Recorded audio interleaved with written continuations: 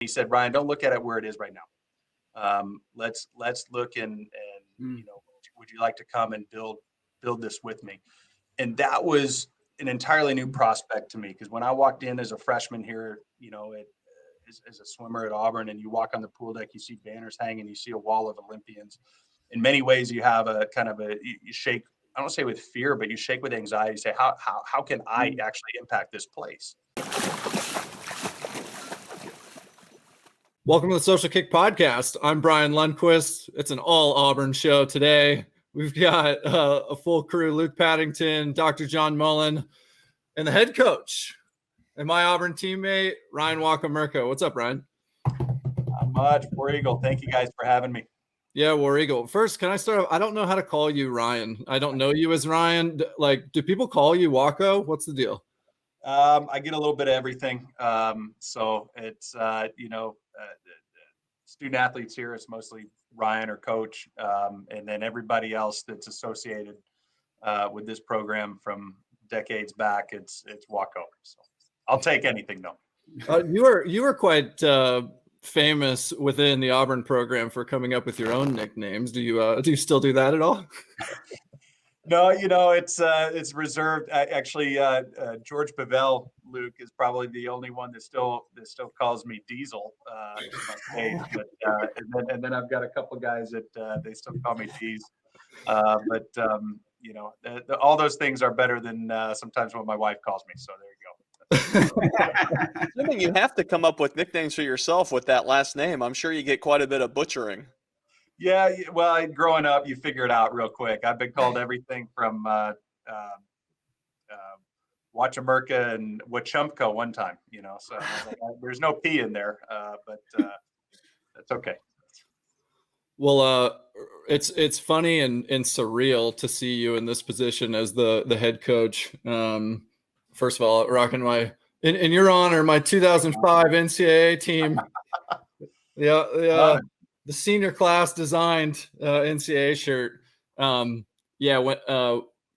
When I first joined the program, you were, among the best freestylers in the U.S. And I don't know how much of your team or athletes you recruit know about your swimming credentials, but you were one of those guys who was the top tier of the U.S. freestylers, and also among the top in the NCAA. I believe that you were top seed in at least in prelims in some NCAAs, a 1500 freestyle, and then multi-time NCAA finalists, relay stalwart, and one of those guys where I remember my freshman year, like racing some guys in practice and chasing some guys who were maybe a year ahead of me, and saying that to Durden and to Marsh. And I remember David said, "Hey, don't have your eyes set on guys like that. You want to chase guys like Fred. You want to chase guys like Waco,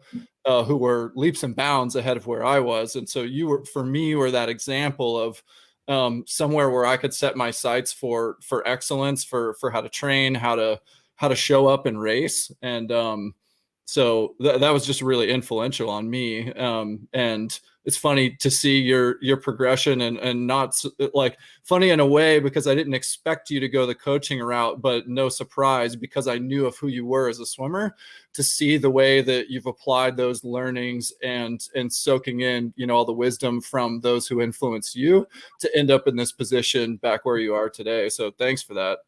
Sure. No, it's kind words. Thank you. But no, I think I was very fortunate and blessed to come to this place and be a student athlete at Auburn at a time where you had people pursuing excellence all over the pool deck.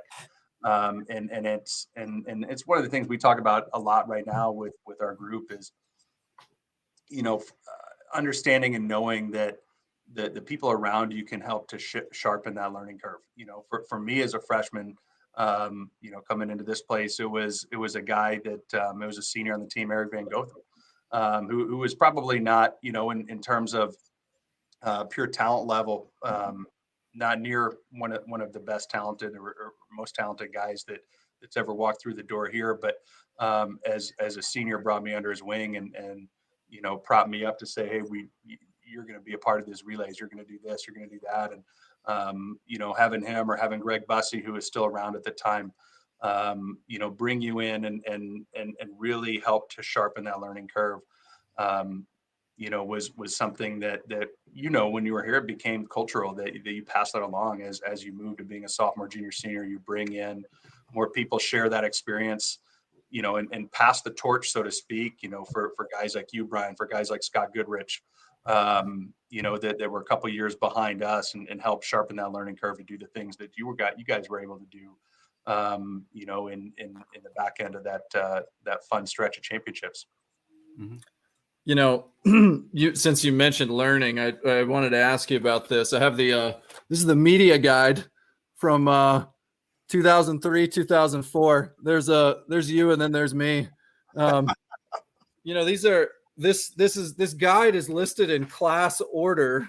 You were 2 years ahead of me in school, but looks like maybe you're a little behind in this one because you're listed amongst the next class with Van Wee and Chanteau. So school always took me a little bit longer. So I did 5 years. I got 2 degrees out of it, but I did do 5 years. So the one thing, looking at that picture, I haven't seen that picture in a long time, but I learned how to cut my hair better. So that's. Hey, I wanted to, you've taken quite the coaching journey, and I want to come back to that. But first, we should recap the season, right? So you took over a program that, let's just say it, as alums, has been in a tough spot and is a very different Auburn program than I would imagine what the banners say that hang above your pool, right? Sure. And so I'm curious, just if you walk us through kind of the onboarding of you as head coach, the staff hiring, but then get into the season and what your thoughts are on how you guys finished up this year. So, I've been here probably just under a year now, late April, or about this time last year, late April. And, it's been a whirlwind. It was a whirlwind of a process, just, in getting here and getting a phone call from our athletic director, Alan Green, on a Monday, and, agreeing to come, be the head coach by mid-morning on Wednesday. And that was probably the longest 36 hours of my life. Just in having conversations with my wife about, and my family about is are we ready to pursue this? And that, and me as a competitor, personally, I'm ready to pursue it. But we're in a place as a family, having spent 6 years at the University of Houston and built a program there from the ground up in a way to be successful at that level and at the top end of that level where we were at Houston, to having a full recognition of understanding, like if we take this thing on, that this is that we're all in. We're all in as a family. I've got 2 kids, a 10-year-old and a 7-year-old. And my wife is a coach's wife. She was a student athlete. She understands the lifestyle. But I said, this is, I'm not 24 years old anymore. I'm going to be 40 next year, and understanding that I got to hustle like I'm 22 years old, and we're going to have to hustle to move this. So, and then fast forward that to building out, putting together a staff, most importantly, sitting down, understanding the student athletes that are here and what we have on the ground. I think in many ways, I was having this conversation, like I said, I was telling you just off air here before we got started, we spent the last 2.5 days in kind of a recap mode, pretty intensive staff meetings, talking about, this season, how things have gone, what do we need to do to move forward? What do we need to do better? As we look to the springtime, as we look to the summer, as we look to next year and years 3, 4, 5, and beyond. But part of that conversation was having Brian Karkosker, PK is his famous name, and talking with him. And I'm extremely glad to have him back working with our program. The guy has more institutional knowledge here of Auburn University and of this program particularly.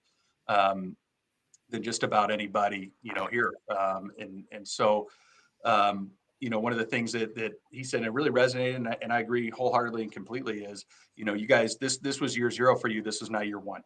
And understanding and knowing that when you walk into an environment, and confidence what you have before you understand the situation, right? So you can walk in here with great great ideas, great plans, great things, but until you're on the ground, until you know the people, until you really begin to get through October, November, December, to understanding the personnel that you have, certainly from a swimming standpoint, but more importantly about who they are, what makes them tick, and then melding an entirely new staff together, and their families into it. I feel like we're starting year one right now. And that's an exciting place, because I think we've shown improvement, and trends. And the coach in me, the competitor in me, as we look back at results from dual meets, or more in particular from the SEC championships and then the NCAA championships, we were on the cusp of, like every time it's like, man, we're right there, and we could have done this better, done this better, done this better. And those things are manifestations of things that we could have done better all year long, right? So it's been a fun 2.5 days to kind of recap the things that have gone well, and what we can do better moving forward. So getting into the specifics with year zero in the books, what went well or better than expected, and what would you say went worse or not where you hoped it would be at this point? Good question. I think it's for us as learning, as a coach, and particularly as a head coach, of a combined program. This is a large organization, right? When you pick up and move this program team, you're talking about 70, 75, 80 people in terms of athlete, staff, everything else. So to me, it's relationship development has been a significant portion of what we've tried to do this year. And really understanding the people that we have. Obviously, recruiting plays a huge role into that, and that's the conversation I was having with our staff. In a midseason championship meet, or midseason invitational, SEC championship, and then the NCAA meet, was helping them to understand, like, we're behind the 8 ball in the relationship process, because when you are coaching student athletes now, that relationship building process has begun at the end of the sophomore year of high school, right? And so then you continue to develop that relationship through junior year, as they've made commitments into their senior year, and then it really begins in earnest as they become freshmen. So we've had to develop 70 relationships instantaneously, which is impossible.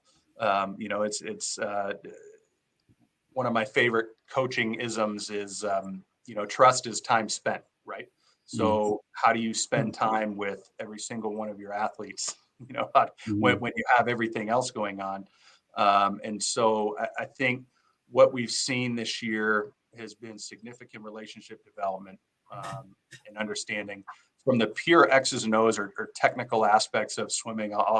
Since I just used a X's and O's football analogy, I'll use another football analogy for you. In terms of what we did this year with our kids, on the technical aspect, I would say we kind of ran a QB2 offense, right? So we have a great offense and a great plan for what's happening, and where we want to go, to work on specific areas of needs, or race, or things like that. And really, to me, distilled it, simplified it to what are the 2, 3, 4 things that we need to do to get better. Like, and what I mean by QB2 offense, right? You have a starting quarterback that's your junior, senior year. He knows the offense, been there 3, 4 years, knows it in and out. The playbook is this thick. That guy goes down in game 1 of the first quarter, and you're sending in your redshirt freshman quarterback. And his knowledge is, he's been watching, but the playbook for him is about maybe 6, 7 plays. You got to run those 6 or 7 plays extremely well. And that was kind of philosophically the approach that we took this year is, okay, we're going to run 4, 5, 6 plays, but we're going to learn that. We're going to teach that. We are going to get that to such a science for these kids, and understand how to execute on these things.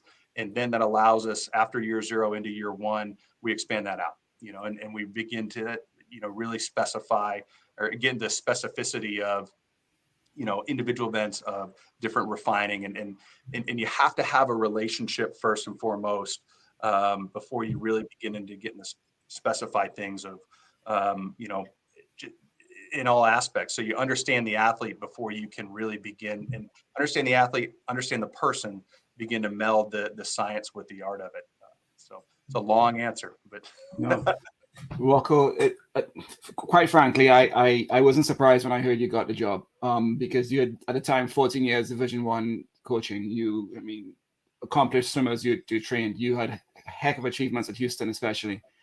What you just told us, was that part of why did you get hired? Was what you just told us part of what you got hired, more than just your accolades and your experience and your mindset? What was that conversation that you think turned the tide and helped them make decision on you? Sure. I think if I'm extremely grateful for my professional coaching journey that I've had since you know, being done as a swimmer and having spent time here and won, you know, 3 national championships as a swimmer, and being part of you know, just a phenomenal culture of excellence Mhm. that existed here for 17 years with Coach Marsh, and you know, and existed before, you know, with Coach Quick, and I mean, it's been a phenomenal culture of excellence here at Auburn University. And so to go from that, I spent about a year in the professional world of swimming on the business side of it, working for Tier for about a year, and then had a chance, and that's where I got to know Arthur Albiero at Louisville. I was his Tier rep, servicing their team. He had an opportunity to hop on as an assistant coach, and you know, I remember going there and interviewing with Arthur, and they were swimming a dual meet. I'll never forget this. They're swimming a dual meet with Wright State, which I don't believe has a men's program anymore. Wright State University, and the thing went down to the last relay to the University of Louisville against Wright State, if you believe that now. So went down to the last relay, and you know, after that, he and I went to go have dinner, and I had known Arthur while he was associate head coach at University of Alabama, had recruited me there to swim for him. Went a different direction, the better direction, the state of Alabama. But I got to have dinner with him, and he said, "Ryan, don't look at it where it is right now. Let's look and you know, would you like to come and build this with me?" And that was an entirely new prospect to me, because when I walked in as a freshman here, you know, as a swimmer at Auburn, and you walk on the pool deck, you see banners hanging, you see a wall of Olympians. In many ways, you have a kind of you shake, I don't say with fear, but you shake with anxiety. You say, how can I actually impact this place? Because look at everything that's been done here. So to go somewhere to build something, and every year we did something. I spent 8 years there with Arthur, and just was a phenomenal experience for me, because every year we did something that had never been done there before. You know, and that was fun. That was incredibly exciting, and you build it brick by brick, person by person, and you build it with people. You build it with relationships.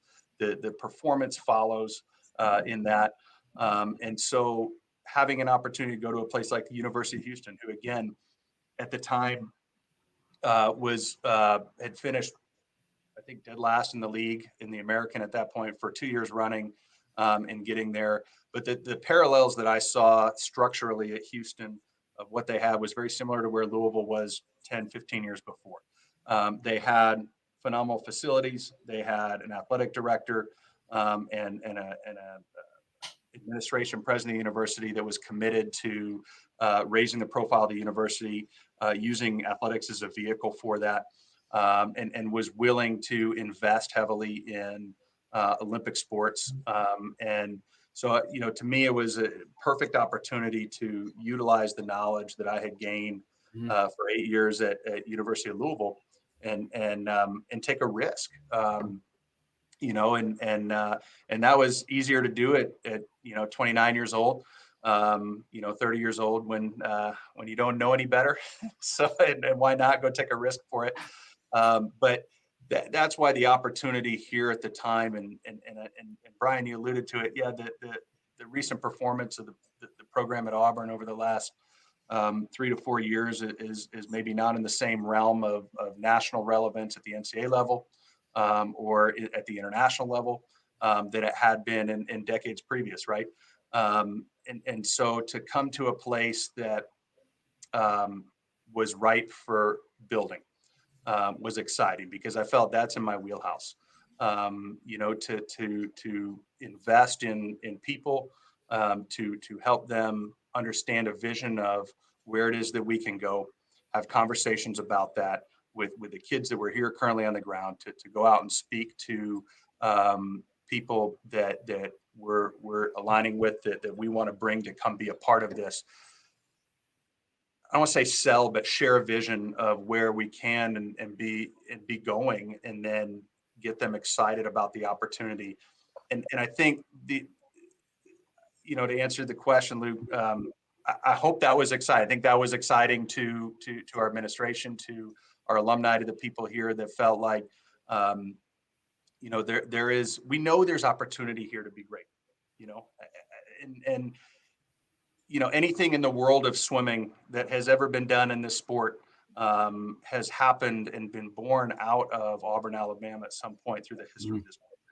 There's nothing in the sport of swimming that has not been done here. Not at least there may be some weird obscure fact that I'm missing, but world records, gold medals, NCAA champions. I mean, you name it. I mean, every single international competition. We have an alumni that is now, in Kirsty Coventry, a full member of the IOC, that is the number one person in charge, I believe, in organizational committee for the 2024 games in Paris, or in Brisbane, I think, or whatever.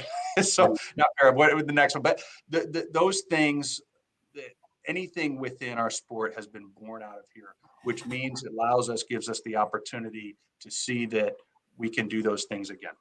And that was the exciting part, is sharing the vision of, we're not trying to replicate anything that's been done here in the past, and to do it that way. We're going to have to functionally do things a little bit in different ways. There's different time, different eras, different things, but it can be done here, and it can be done here again, and we have the ability to do it. Can you, I got to laugh earlier because I was just imagining the conversation where you're trying to sell Arthur the tier tripwire technology, and he's like, come coach for me.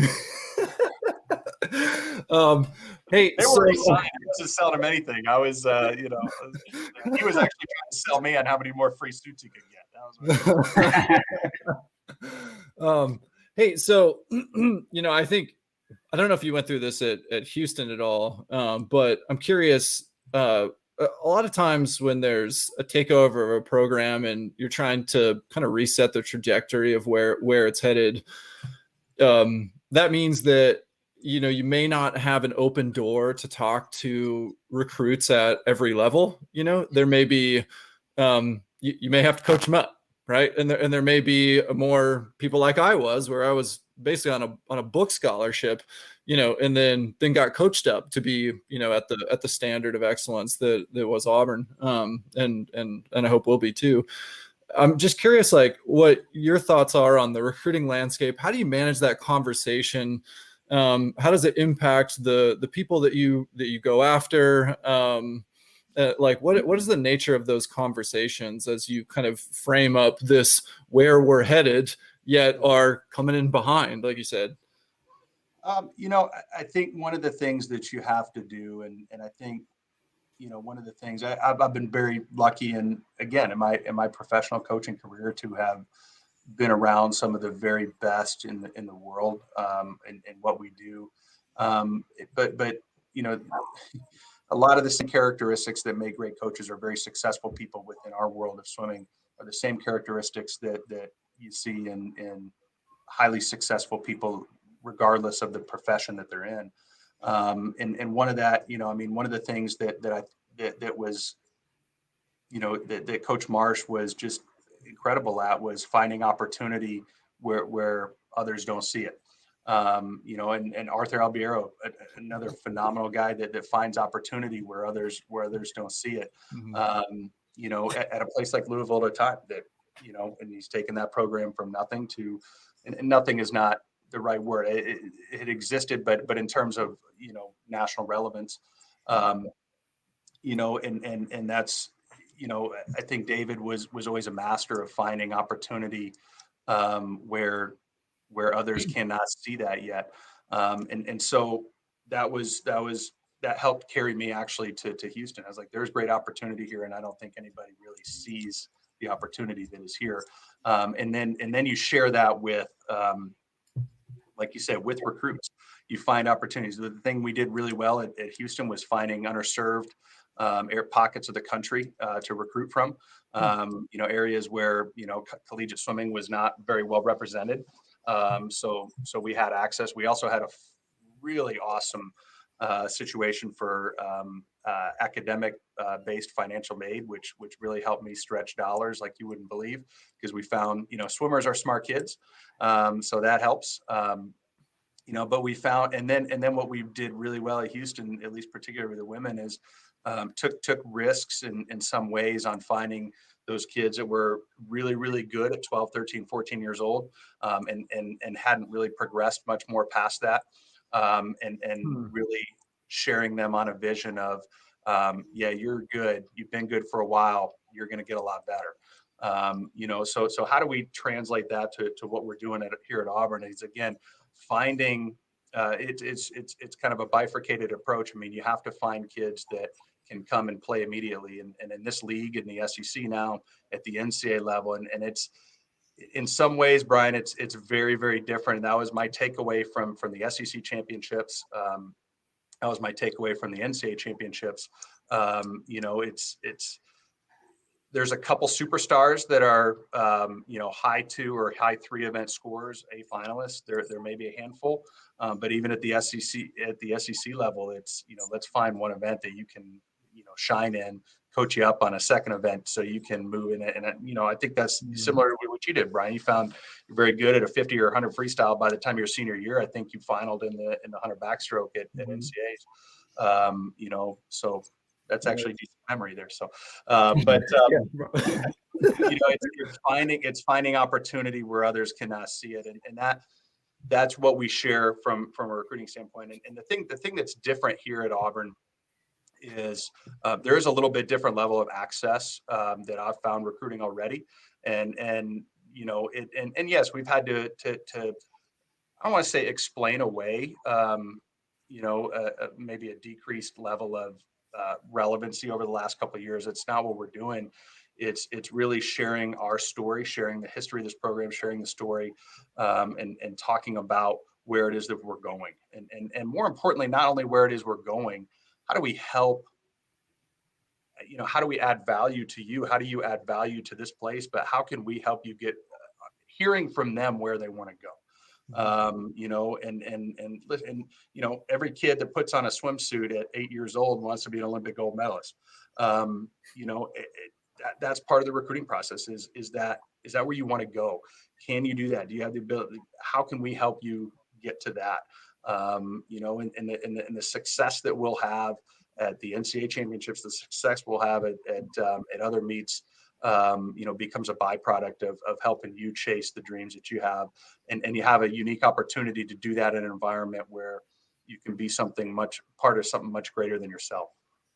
I'm going to ask a blunt question eventually. But don't take it personally at all. When you go to the Facebook campus in Silicon Valley, you drive in, there's a Facebook sign on the outside. Okay, you go in, beautiful campus. They're making tons of money, doing great stuff. When you leave the Facebook campus, on the back of that Facebook sign is Sun Microsystems. And they left that there to remind you, never be complacent. Yeah. Never ride horses. Always keep working. Always keep charging. Always realize you got to work. Auburn was a Ferrari of swimming in 2000s. The Ferrari. Brand name, speed, well-oiled machine. The best swimmers, the best coaches look at a swimmer's crossover kick and don't address the crossover kick as a symptom. They address the cause of the crossover kick and they find out what the causes were. What happened to the Ferrari over the last 10 years? It wasn't a slow engine leak. It wasn't running out of gas. It wasn't needing new drivers. It was a combination of things.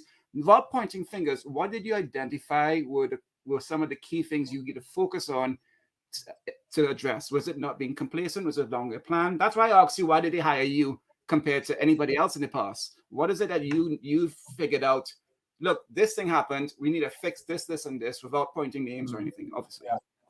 It's appreciate the bluntness, and it's a complicated answer because again, I've been here 11 months. The last time I was here before coming back 11 months ago was in 2015, I believe. I think we've seen fundamental shift and change of the collegiate athletics landscape over the last, since my experience as a student athlete. So, about 18, almost 20 years removed from that. And even in the last 12 months, we've seen probably more fundamental change of what the collegiate athletics model is. And I'll tell you what's coming up here in the next 6 weeks to 8 weeks. And then throughout the summer as the NCAA's transformational committee, whatever that means. But you're going to see more significant fundamental change on what collegiate athletics model is moving forward. So I think we've seen just radical fundamental change in the last 12 months that was precipitated in the 10 years previous to that, of slow incremental rule changes of different things. And I think by August, we're going to have a significantly different model, honestly, in what collegiate athletics looks like moving forward. And the people that are going to be nimble and an ability to pivot within that are going to be the ones that are successful within all sports, within that model, but then within our sport in particular. I don't want to say that there wasn't a nimbleness or an adept to change. I think, in some ways I look at it, small things of death by a million cuts in some areas where you saw a dramatic increase in the cost to attend the cost access of higher education as an industry. Has played significant. For example, when I attended Auburn University here as an out-of-state student, I believed I paid about $5,500 a semester in tuition as an out-of-state student. And now, the tuition number for an out-of-state student is closer to $16,000, $17,000, about $16,000 a semester. And so there's a significant level of cost barrier associated with that. One thing that we're addressing on a university scale, not just with athletics, but on a university scale, is access to more opportunities for financial aid for kids that are coming in here. Obviously, as an equivalency sport, that's huge. You have universities within our league that have much broader opportunities on lottery systems, on statewide, opportunities for more aid for these kids and make it a lot more accessible for them to, like you, Brian. You came from Georgia. You could have gone to Georgia for free on a Hope Scholarship if you were a good student. I don't know how good a student you were, so maybe you didn't qualify for it. Okay. I was a year behind in the media guide. It paid out-of-state tuition. So I think those are some things that significantly played into it. And as you're recruiting Olympic caliber level kids, and internationally as well too, there's a need for them so I think that plays a part in it. But also I think that our sport in general, I mean, you look at it now and everybody's like, oh my God, the depth, the parity level, it's incredible, it's fast. To me, honestly, it's pretty linear. If you look at results over the last 20 years, it's not an exponential increase in speed. It's a linear equation. But I think we have the exposure of our sport through, from every Olympic cycle from 2000, really with, in many ways, the Michael Phelps effect is grown. We have better athletes in our sport now. And that's why that has increased in the depth and access to it. So it's in many ways you see things like, wow, it's just magical. You run off a string of 7, 8, 9, national championships. Winning one is incredibly hard to do.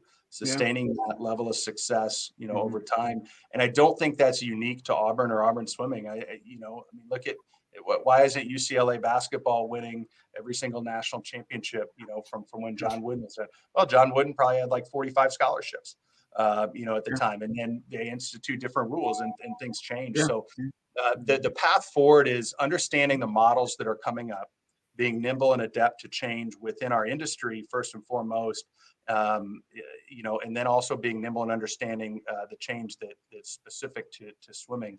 I think that's a base level before you begin to really build into, how do you get back to being a top 10, top 5 national championship type program. Awesome. And you've been a part for with those great changes, like you said, at Louisville and down in Houston. Now, one thing you mentioned is just with recruits signing so much earlier than when any of us swam, is that it does take time to implement and make this change, because you may not even be getting the recruits you'd be going after for a couple cycles.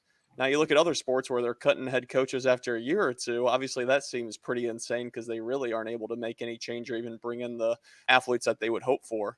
How long do you think is a necessary or ample leash to allow change to occur? And what things should, administrators be looking at to see if the change is occurring and going in the right direction?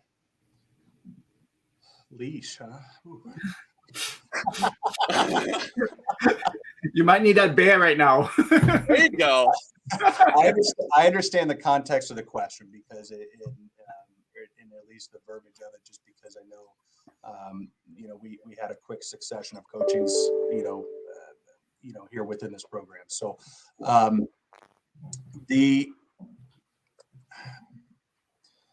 I think that, and those were conversations that I had administratively, both with my athletic director, my sports supervisor, and then extendedly with my wife, believe it or not, about time frame, specifically from a recruiting standpoint, because Sure. I would think when you look at major programs within our sport, and I count, Auburn University is a blue blood in the sport of swimming and diving. We were probably the first coaching staff that in a major program to go through a change under what I would call these new recruiting rules, where you're now looking at recruiting sophomores in high school, and coming out of the COVID era from a weird recruiting cycle as well too. So it's not where my experience at Houston, my first year, I get there in April, I recruit my butt off. We have a good first year with kids that were on the ground. But that first freshman class I had come in, outscored every, it was our freshman class scored more points than the sophomore, junior, seniors combined. And that was because they're great kids, they're good athletes. And it wasn't a knock on the kids that were there before. It was just we recruited at a different level.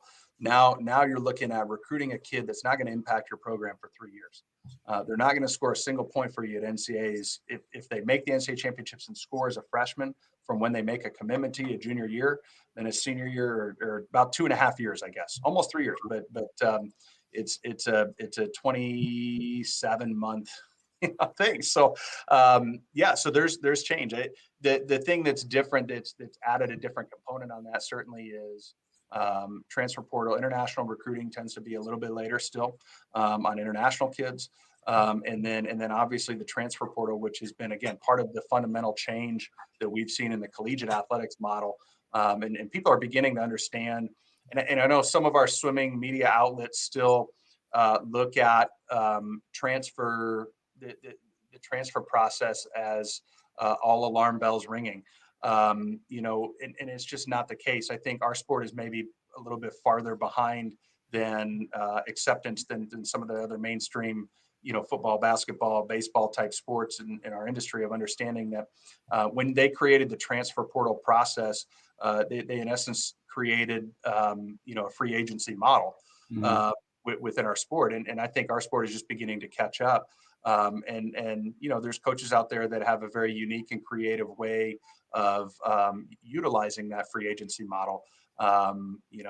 Because our rules are vague, and rules are tampering process is hard to prove as well too. But I think that utilizing and understanding the transfer process, those conversations I had at an administrative level too, is like, because we are, when you look at a recruiting cycle of bringing true freshmen in, and especially domestic true freshmen in, it's a process that's a 4, 5, 6, 7 year process before they're actually really impacting our program, right? And so we're going to have to utilize transfer portal. We're going to have to recruit significantly internationally, which is something that we've always done here at this program. But those are ways that you help to create an exponential increase from a recruiting standpoint in terms of talent level right away. Good answer, dude. Yeah. I learned a lot. Yeah. Can you talk a bit about some of the coaching influences? I mean, you've obviously had, well, some top coaches who are still top coaches as your coaches as a collegiate swimmer, but also like you mentioned how much you learned from Arthur, and then you jumped out of the nest and took your own head job at Houston and built that program up. But I can just imagine that, especially now as you take the seat at what you might call like a major program. Louisville's obviously become that. What do you take from those coaches and perhaps others who have become mentors for you? I mean, maybe not just like, it's like everybody borrowed the Urbanchek color system and things, and his influences as far as the eye can see. But I'm sure there are certain tidbits and things that are foundational for the way that you coach that you've taken from those that have influenced you. Like what are some of the highlights? Yeah, I think, again, I've been blessed and pretty lucky to have just be in the proximity of some of the icons of our sport, right? And so to have the opportunity to come and swim, for David Marsh at Auburn, a now Hall of Fame coach and multiple Hall of Fames, but most recently in the International Swimming Hall of Fame. And then more specifically, I think my day-to-day kind of on the ground in the trenches coach during my time here was Dave Durden, and now he's gone on to be, a future Hall of Fame coach and done great things at Cal Berkeley, and then be there at a time of helping develop that program at Louisville that is now, like you say, what perennial top 10 programs on both sides. Been very blessed and been lucky to have been around them. But I think, and I consider myself part of their coaching tree. So taking some knowledge and learning from them. And I know they've had incredible coaching trees. So it's some of the things that I've taken from David are inherited from, Richard Quick. Mm-hmm. Some of those things that come from Dave Durden are, kind of down the line and through that. I think, the time that I spent with Arthur of learning, and he's very much from the Kenyon College, Jim Steen coaching tree there, has been, so I don't do the Urbanchek color charts. I'm a Jim Steen, and by 2 degrees of separation, really. I mean, a lot of the things that have come, to me, and I've probably only had 3-4 conversations with the man. But I think the thing is, just like any coach, you take the things that you have seen excel and work well, and utilize those and utilize the strengths that you have and play to those strengths. But the foundational thing that has that a lot of those people that have heavily influenced me, both in my swimming career and my coaching career, they all have a lot of parallels. And to me, the one parallel in that was always having a great understanding that we're building people first and foremost, or helping to build people. And that, yes, we're pursuing high level athletics, but we are providing young people 18 to 22 years old an opportunity to pursue excellence at a transformational time of their life, and helping to maximize that ability, maximize their experience, so they can get the best out of the totality of their experience and feel great walking away from this, knowing that you've helped to impact that person.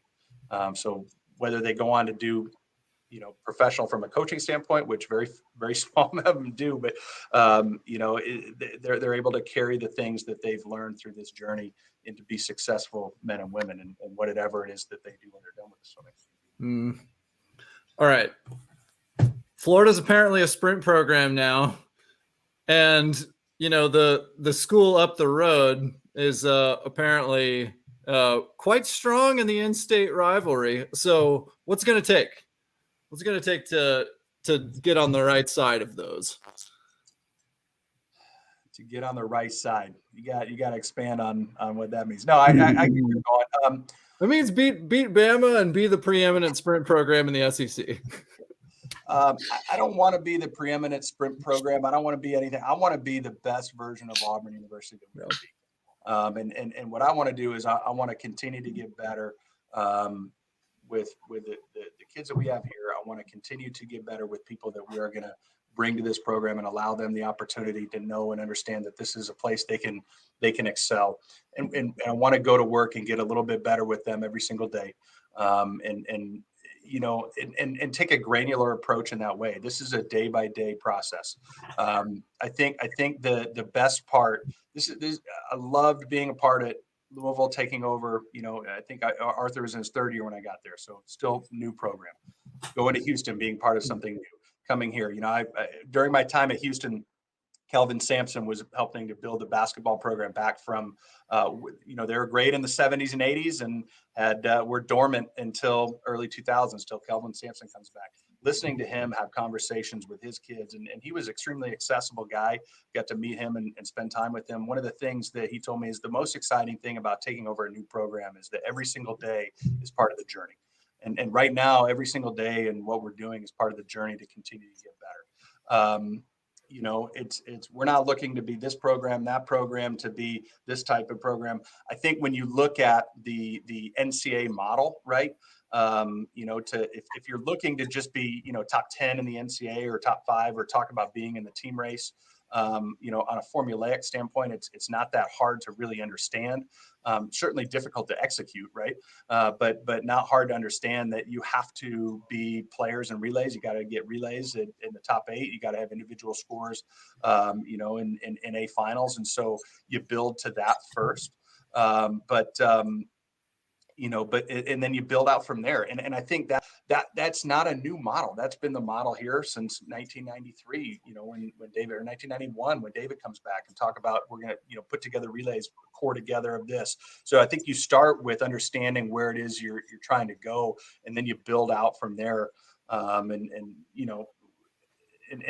that allows you to look. I don't want to be just a top 10 NCAA program. I don't want to be a top 5 NCAA program. We want to be a program that has people that are playing at the Olympic Games, that are looking to have medals, to have world records, to play on a high level on the international stage as well too. So it's not an either or proposition. It gets a little bit more difficult. I'd like to say it's more difficult now than it used to be. It's not. There's more complicated because we're working in a much more complicated collegiate athletics environment than I think is what used to exist. But people are doing it. So it starts with a vision of this is where we're wanting to go, and finding people that are excited about that and building it out from there. So it's going to take a little bit of time, but I think, look, the fun thing about where our sport is, and maybe you look at the top 2 programs on the men's side have been, the top 2 programs for a long time now. But again, you see programs that have been able to crack into that upper echelon of our sport, and that's exciting. That means there's opportunity to do that. It just doesn't mean because this has happened the last 3-4 years that we don't have the ability to significantly sharpen the trajectory to be back there and doing that. So and I think that's the most fun part about being at a place like Auburn. Because if you look at the men's side of our sport, if you look at the women's side of our sport, or particularly the men, I think where I want to say 1995, I think there have been 5 programs that have won a national championship. So the last 27 years, maybe 6. You got Auburn, Texas, Cal, Arizona has one in there, and I think Michigan 95 is one, and then they had another one in early 2000s. So 5 to 6 programs. Auburn being one of them, having a few in that stretch, right? So after in about 27 years, you've had about 5, maybe 6 programs that have actually won a national championship. I certainly want to be in a place that has done that. When you look in the landscape structurally of collegiate swimming, I feel like there's maybe another 5 or 6 that really have the ability to do it. And what I mean by that is they have the structural ability, desire administratively, desire of investment level from their athletic department and from the university. Now you've got the only senior in the bunch. Brian Love was ending it, coming off a mat turn. To actually reach that level.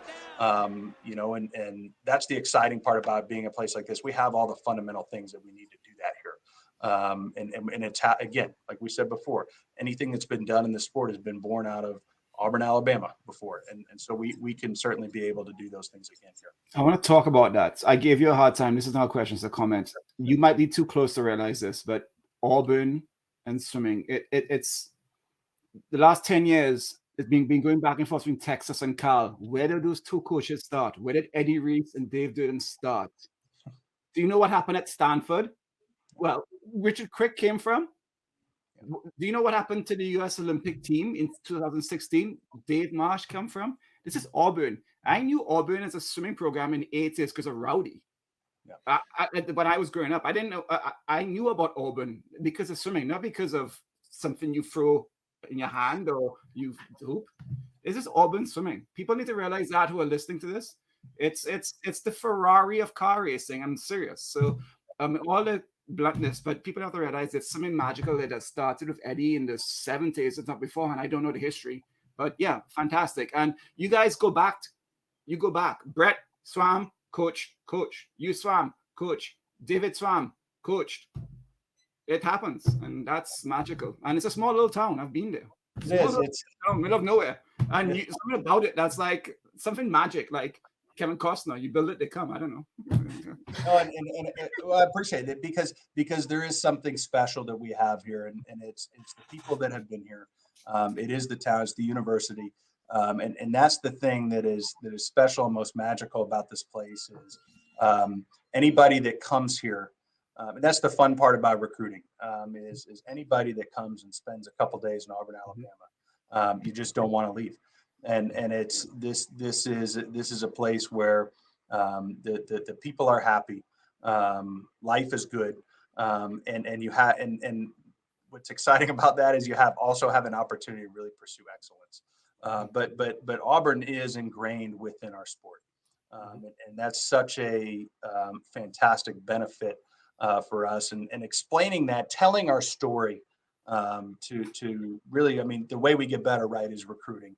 And certainly, coaching those kids and helping them achieve the things, but telling our story and understanding. And I had that conversation with somebody, I can't remember who it was, but I was talking with John earlier, Purdue guy. I'm from Indiana. I grew up 30 miles from Bloomington, Indiana, in a town called Columbus, Indiana. At a time, and I was a pretty good swimmer out of high school in there. I didn't get recruited heavily at Indiana University, which was a little disappointing for me because to me, growing up in Indiana was swimming. The great Doc Councilman, and winning multiple national championships there, coaching Mark Spitz to 7 gold medals. Indiana was swimming to me, and I wasn't recruited heavily there, and so that always disappointed me a little bit. But help explaining to somebody that when I was being recruited about 98, 99, so it had been about 15 years since Indiana swimming had been nationally relevant from a national championship standpoint. And that's about similar close to the timeline that we're at Auburn right now. I think 2009 was our last national championship. So we're about 13 years out. So it's incumbent on us to really tell that story. And like Luke, you're a historian of the sport. So you understand that the things are born out here. It's an incredible opportunity that we have to use that to stand on the shoulders of greatness and the giants that have come before us. Shout that out and continue to utilize that and use that as a positive thing going forward. All right, we got a few rapid fire questions for you before we let you go. What's the hardest race in swimming? It's a tuner backstroke yards backstroke. It's a leg burner. Olympic gold or world record? Gold, Olympic gold. What's your least favorite thing about being a coach? 4:30 a.m. What's your single favorite race that you ever swam? Favorite race that I like, the kind of race, or my particular favorite race ever? Your particular race from your swimming career. I would say the 200 freestyle relay at the NCAA championships in 2004. We went 123. So short course meters. Last time we did that. Yeah. Last time we did short course meters. There they are. Horsemen.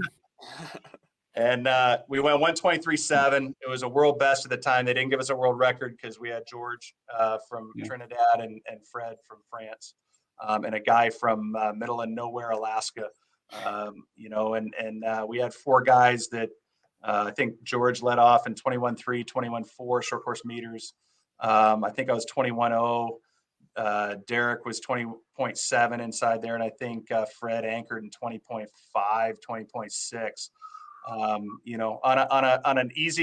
a very liberal conversion, I'd say that's about 114.9, but probably closer to 115.0, 115.1. That was my favorite. And in short course meters, I wish we raced short course meters sometimes more. And I wish we went back to that in the Olympic cycle every 4 years, if not every other year. Because short course meters has become so much more relevant with ISL and everything. And it's not Olympic level swimming, but imagine going back to setting world records at the NCAA championships, how meaningful that is to our sport. And I know it's hard within the NCAA. I don't know why it's hard in the NCAA. I wish we would go back to it. 90% of the kids that qualify for the NCAA championships are out of Power 5 schools. I don't know many Power 5 schools that don't have access to a 25-meter facility. We need to do more of that. Yeah. Agreed. Quick aside on that is Derek Gibb, the guy from middle of nowhere, Alaska. Until this past NCAAs, I don't know that anybody's ever matched this in the same meet. In the medley and the 2 free relay, he was, I believe, 0.03 and 0.00 on his takeoffs. And he was one of those guys who's just like, no, I knew it. I knew that I nailed it. And then this past or the other week at NC's, the Florida relays, Eric Fries was 00 and minus 0.03. And I don't know, Derek, he was locked in, man. That was crazy. We didn't have these fancy Omega pads that you can go negative on when I was swimming. So yeah, fair enough. All right, what was the worst circuit station ever? Oh, Ubi hand bike. The Ubi hand bike. That was for sure. All right, Matt Ryan to the Colts. How many games do the Colts win this year? 6. I like it. Yeah, I'm a Falcons fan. We didn't need Matt Ryan anymore. Okay. Do you ever need to remind Vlad that it's War Eagle, not Roll Tide? No, he picked it up quick. His kids picked it up much quicker. But no, he's an all-in Auburn guy. I know he's told the story before too, but he desperately wanted to come to Auburn, and we had quite a pretty good breaststroke contingent at the time with Justin Caron, Pat Calhoun, Mark Gangloff. So it just, I don't think at the time it was in the cards for him to come. And so, he tells me the story. I went to Alabama just to let you guys know my displeasure. But he's an all-in Auburn guy now. Oh, that's awesome. When you moved back, how long was it before you had a Guthrie's bucket of chicken? By mistake, because I was supposed to get something for dinner the other day, about 3 weeks ago. And this is a great true story. I walk into Guthrie's that's attached to the Shell gas station. We had just got back from a dual meet and I was in trouble because I was supposed to bring dinner. And I found 3 of our student athletes in there. I was like, but it was one of those where it's just we looked at each other, acknowledged that we were both making a mistake, and then we moved on. So I remember watching you do a 50 underwater with a monofin, and I don't think I've ever seen anybody go this fast. I think you went 16 seconds in a 50 long course. Do you remember this? No, but I believe it. Well, at least there's one other person, because Margaret Holzer wrote us too and said that she remembered doing something. Somebody went that, and I remember you doing it. Must have been during swim camp, because that's when we got to just play around and do nothing and pretend like we were working. So yeah. All right. Well, I got one more for you. I don't know if you remember this, but I'm going to share it with you because you're related to it. So my first, I don't know, the first road trip, sometime my freshman year, we were on a road trip eating with the team. We go into Boston Market. Ralph Crocker was their distance coach at the time. He was paying for everything, like 1 through at a time. So I remember getting my plate of food, and then Marsh, like in an instant, was right behind me, and he puts his hand over my plate of food and he says, "Where's your vegetable?" And I said, I didn't know anything about food at the time. I was a freshman. I like barely bought my own groceries ever. And he said, I said, potatoes? I thought potatoes were a vegetable. He said, no. What you have here is a plate of starch. I said, hey, I'll go back. I'll go get a vegetable. He goes, no. I just want you to know that you and Waco are the only ones who don't have a vegetable. Yep. We're all still learning. The good thing now is, well, number one, you can't say those things anymore. Yeah, I know. You can't do that. And then number two, thank goodness we have full-time nutritionists here and staff that helps to one, help educate the kids, and two, put it in their hand as well too, make sure they're making good choices.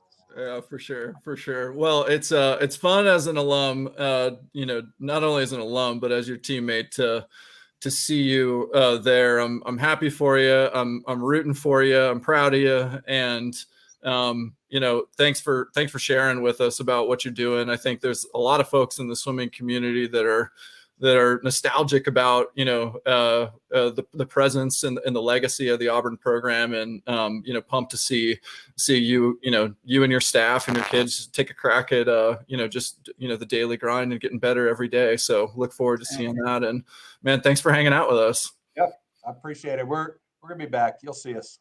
So. All right. Right on. All right. Well, that's it for this episode of the Social Kick Podcast. Thanks, Waco. And we'll see you next time. All right. Great. Thank you, guys. Hey, everybody. Thanks for hanging out with us. If you're enjoying Social Kick, tell your friends about it. And be sure to tell us what you liked by leaving a comment, and subscribe wherever you get your podcasts. Follow us on Instagram. Please subscribe to our YouTube channel, The Social Kick, and you can find all of our content on our website,